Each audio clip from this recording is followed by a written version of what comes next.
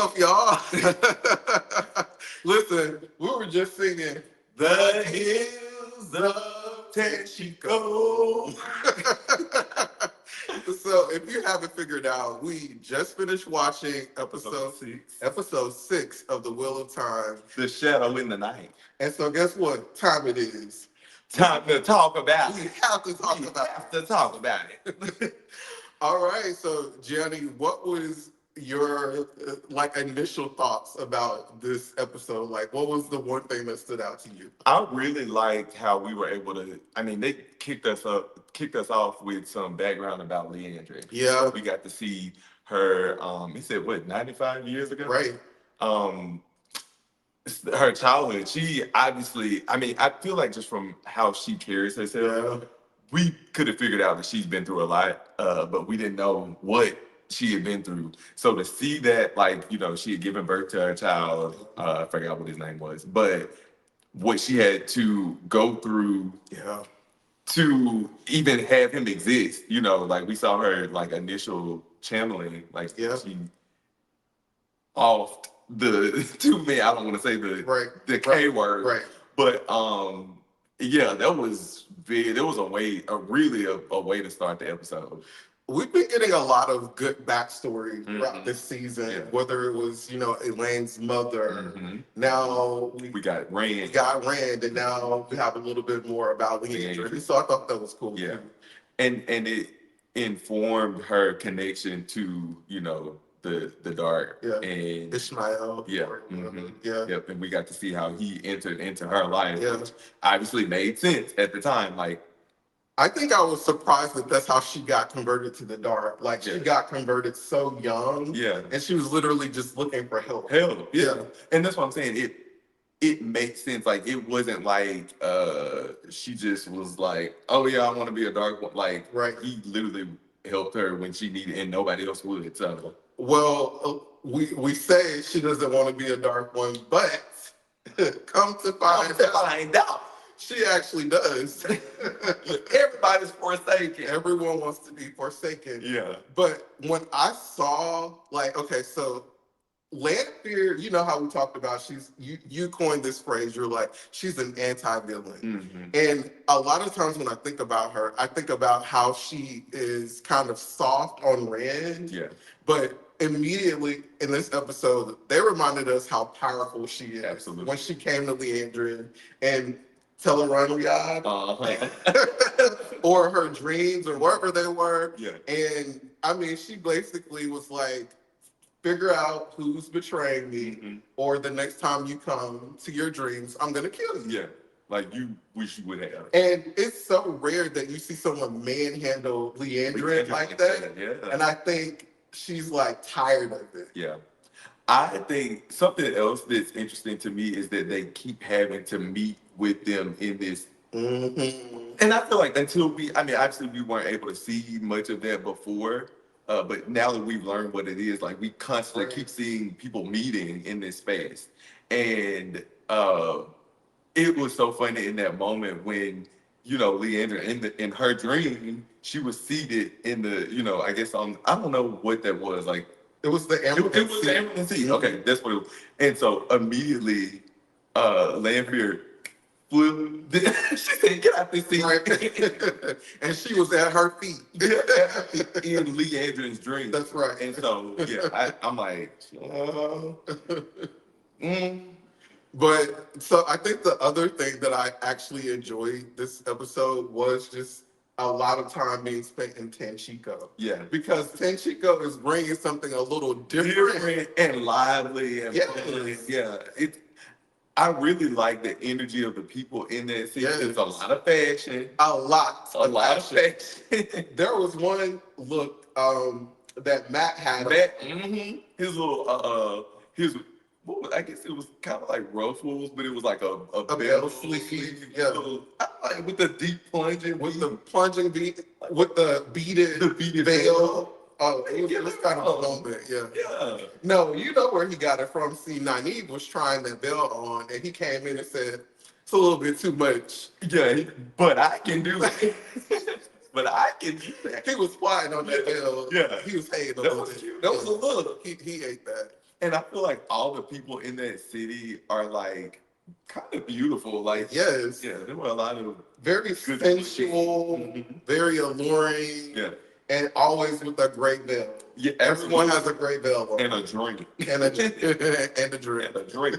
Yeah, I agree. I feel like it's really nice to see a change of scene Yeah. that's like fun and lively. And I think especially in these moments when, our main characters are having to kind of put on a character, they're having to put on characters to blend in with an environment that's fun. Like, Elaine got right into it. She got right into character. Where is Elaine's Academy Award? Baby, she is acting. Acting. Acting. But then we have Nynaeve who struggles with that, and we got to see her have a little bit of a lighter side. Now, it did take her a couple of little shots. Men have to get her drunk.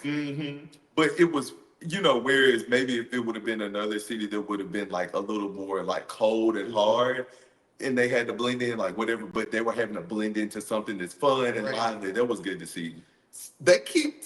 Everyone keeps telling Nynaeve to loosen up. Yeah.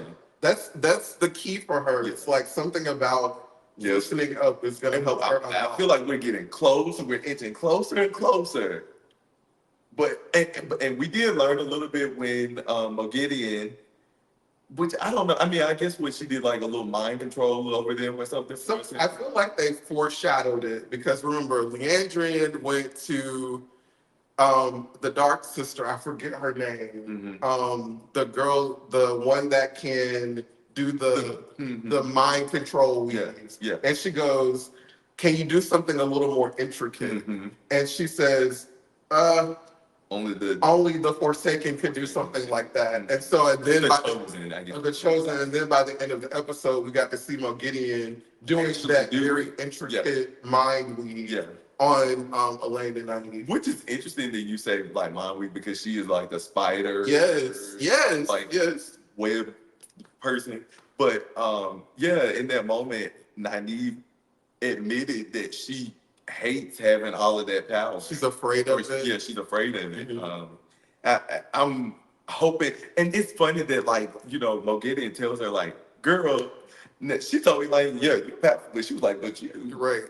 But you blocked yourself. You blocked yourself. Yeah. I'm hoping that we're like inching closer to like, girl, let loose. I think so because the fact that Nynaeve was able to resist Mogideon for a little bit there. Yeah. I think she was not quite ready. And then after Mogideon left and Elaine could only remember what Mogideon had told them to remember, I still feel like Nynaeve's wheels were turning like something else happened here. Yeah. And so again, there's only 2 episodes left.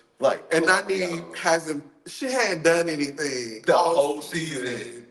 So we're gonna probably have to wait until the very last episode. It's gonna be the last episode. The last scene of the last episode, just like in season 1, right? Oh, and she'll do something again. Oh gosh. No, I feel like that's exactly what's gonna happen. That's exactly what's gonna happen. But I feel like in our last recap, we were like, "Where is Mogideon? What is she up to?" This was her episode. She got the move in this This was her episode. Yeah. We figured out what she was up to. We got to see her in action. Yep. We got to see her in Teleronia doing her thing. Yep. And I'm just going to be very interested to see if she's going to be able to get the other cuff that she was able to get. She was able to get one off of Nynaeve and Elaine. Yeah. Is she going to be able to go back to the reds and the black? I feel like that might happen in the next episode because I feel like whatever happens in the next episode, it's going to all be stuff that sets up whatever this finale is. I'm sure obviously we'll have some type of like grand battle or something in the finale, but she's probably gonna get it in the next episode to then set up because I guess they're using this to go after Rand. Obviously they keep telling the story about we keep seeing the image of the 2 Aes Sedai and the guy in there, what do they call it? What did she say? Stealing him or collaring? Collaring, whatever they call it. So I feel like that's probably what's gonna happen in the finale. Well, and the one lady, the one black that Liandrin killed, she did admit that she knew where the collar was. Yes. So now basically all the pieces just have to come together. Yeah, which I feel like all of those will happen probably the next episode, and the episode 8 will have the grand royale. So one thing that continues to annoy me, Perry Perrin Abara, and now the new girl and Galinda. I don't know where they're. I'm like not invested in his storyline at all. Their scenes were so long and drawn out to me, and it's like, what is his power good for? Really, I feel like at least with Nynaeve, like we know her capabilities to where we're like, girl, like yes, she's dragging it, but it's like we know that there's something there. I kind of don't see it from here. Perrin Hive, help us out. I know you don't want to give us spoilers, but please help us. What he be about you at any point? Is he gonna do anything again? It's too slow. It's too slow. And then I also didn't love how he was like all injured, and then all of a sudden now y'all want to do So you found a little energy for that. Yeah. Okay. And the only reason why that was cut off was because Alana and Maxim came in. Low key, they was trying to get in. The rest of the night was. So like, I'm gonna say that it ended fully, but I mean, Alana was healed and restored. And Mama was ready to get busy. I do believe. Yeah. Okay. That was a good scene. That was a great scene. Because we did see in the last episode that the two girls, not sisters, could channel. We didn't know which one of them at the time. Right. But now we see that they both can channel. And it was really cool to see, especially knowing the teachings of like the White Tower. It was cool to see Alana in her last moments. Right. She was still able to train. Like, I mean, that's really what they do with these girls. Is like they teach them how to be able to hone their powers and stuff like that. Alana is on her last breath, and she's basically walking these girls through a real life moment. Yeah. Of, baby, y'all got to heal me. Yeah. And she did, and they did. And they did it. Yeah. And they were very proud of themselves. I have a feeling they're going to play a role in, some action that's to come. Probably so. Yeah. I feel like, especially with her being a teacher, y'all got a powerful teacher. That would be good. Especially because in that moment, especially when they needed to, which they weren't able to protect their mother fully, but they were able to kind of knock the boy back. So, and it could be interesting to see. I don't think we've seen like twin Aes Sedai. Like it could be interesting to see if they binding their powers together. Yeah, that might be really cool. Yeah. Okay. I'll take twins. We see you. Yeah. I think that was a really special moment. I feel like I enjoyed that scene of her because it was such a gritty, especially like we were on the edge, like, no, we don't need Alana to be out of here and to see her kind of walk them through that. That was a really cool moment, I think. I agree. Yeah. And I think probably the most interesting moment of the episode for me was we finally get the confrontation between Egwene and Rand. Well, actually, hold on. Before we go there, so in contrast, we talk about how Nynaeve and Perrin are aggravating because it takes them, like, we're not seeing what they can do with their power. Yeah. But time and time again, Egwene, you only have to show her how to do something one time. She's gonna get it. And then after that one time, she said, I want to go again. She said, let's go again. Let's try this again. and pretty much was able to do what she was training to do in her dreams. Yeah. I just love that. I'm glad that they give us a little contrast where you have some characters that are slow into developing their gifts and you're seeing their value, and someone else that can quickly tap into it. Yeah. Like you can see Rand like taking on the the Forsaken, like his back was turned. He said that man was literally not even looking at him. The shield was up. He said he was holding. He holding a lightning bolt. I don't know what he was holding. That man cleared that whole. He was holding death and destruction, literally. And I mean, well, Quite literally. I hate that we lost our girl, but Right. What was her name? Asana? yeah, something like that. Yeah, yeah. She was so cute. Yeah, she was. And confident. Yeah. And I hate that, and they were bonding. They were. They had a little bond going on. Yeah. And that was kind of a sad part. And I wonder, remember Lanfear told Moraine, I'm sending a little gift. Mm-hmm. Let him do it. Yeah. And so I remember thinking after Rand kills, I forget what that particular Forsaken's name is. Yeah, I just remember when he was definitely the three of them met, they said he was the weakest one. And we kind of saw that today.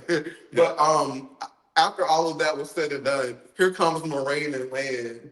And I'm like, I'm from Moraine. She knows when everything's going on, but she knew what was happening, and she probably was like, yeah, I need to stay out of it. Yeah. And let him handle it this time.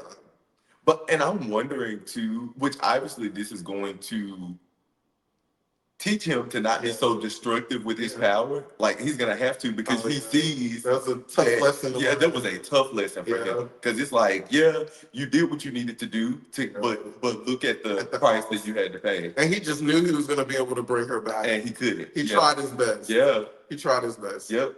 So, but you were saying, Egwene and Rand. Yeah. So the one thing that came out of that situation, because I'm like, okay, yeah, they're moving further and further apart, right? But when she admitted that, hey, I don't know if you knew this, but your girl she's been the one tormenting me this whole time as the Sultan. Mm-hmm. Sultan, yeah. She's been the one this whole time, and he was like, I didn't know that. And he about to go back and say something to her. He is, and that might cause a rift between them. And also, that's gonna have Lanfear after he's going even For sure. So our girl is gonna have to yeah. put her big girl pants on because she's coming at She's gonna have to master her dreams real quickly after as she normally does. Because Rand is definitely gonna go say something. Yeah. Because he was actually being pretty, I thought, cold to Egwene. Yeah, he was. And saying, I've never been enough for you. Yeah. Even back in the Two Rivers, you've always wanted something more than me. Yeah. And he was like, I know who she is. Mm-hmm. And he didn't deny anything. It was basically like, this is our time that we have to part. Yeah. But he cracked. Yeah. When Egwene said, that's who's been making me. Because he didn't know that. He didn't know that. Yeah. So we're gonna see we're gonna have a little tiff, I do think, between Red and Lanfear in the next episode. Yeah. And Egwene, girl, you in danger, girl. Yeah. Well, because I think that's another piece of why Lanfear and Moraine are so adamant about separating Rand from the group is because moments like that, they're spoiling the plan. Yeah. So, Lanfear pretty much has Rand in her grasp, but this is going to mess that up. Yeah. Like, I think he might be like, girl. Right. Why would you do that? Why would you be doing that? Yeah. You didn't need to do all that. Yeah. And so, Egwene might have to put a guard up. Yeah. She's going to have to. Yeah. Or she might kind of show out. Right. If she can learn how to, wield this power, Lanfear might come after her, but she might actually be like, hey, I wouldn't be surprised. Yeah, I wouldn't be surprised if we see that. Yeah. But I thought this was another great episode. This was a solid episode for sure. I feel like the next two episodes are going to be crazy. Like, I feel like it's going to be a lot of action. A lot that they put into these two. I feel like they started with a lot of action and they're going to end with a lot of action. And we've got a lot of story in between. Yeah. So I'm looking forward to some big action sequences. Yeah. I'm also really interested to see at what point Elaine and her mom will figure out about the stepdad. Oh, yes. That's what I'm waiting. Because I'm like, that has to be told at some point. It has to come clear at some point, yeah. And I feel like we are I'm really curious to see when we're gonna see Elaine's power put to the test. Oh, yes. Because she does little stuff here and there, but we haven't really seen her have to go in. No. I think I'm ready to see that. And we know she's strong. She's strong, yeah. But yeah, we haven't seen her wheels her I power. wonder if they'll have a little thing. Yeah, that could be. Yeah, that could be. Because early in the season, we saw them like they drank together and they had like a little. I could actually see them kind of going at it. Now she's nowhere near as powerful to take them on alone, but I could see them having a moment. Yeah. I'm also going to be interested coming into the next episode to see if Suan and Elida have gotten on the same page now. Oh, and because we didn't get anything about them. And Baron and all right. Yeah, we don't know what's happening with them. So I'm curious to see what's going on at the tower. And yeah, I'm excited for episode 7. I can't believe we only have 2 episodes. 2 episodes left. That's it. Y'all, what are we gonna do after this is over with? What should we watch next?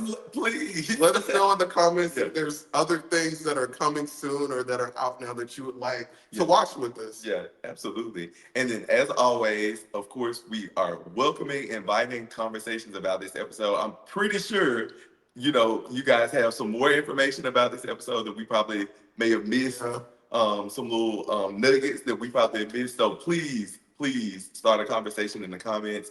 Look, again, y'all always do a great job feeding us with information about, the characters or, some of the plot, the scenes that we probably don't know as much about, by way of the book. So we're inviting that in the comments. This never too much information. It's never too much. Yeah. We like a little spill. That's what we say. Just a little spill. Yes. But we'll definitely be back next week with our reaction to episode 7, and then we can't wait to react to the finale and watch that with you guys. Absolutely. We hope everybody has a good weekend, and that's it for this episode of We Have to Talk About It. The Hills of Tanchico. Bye, y'all.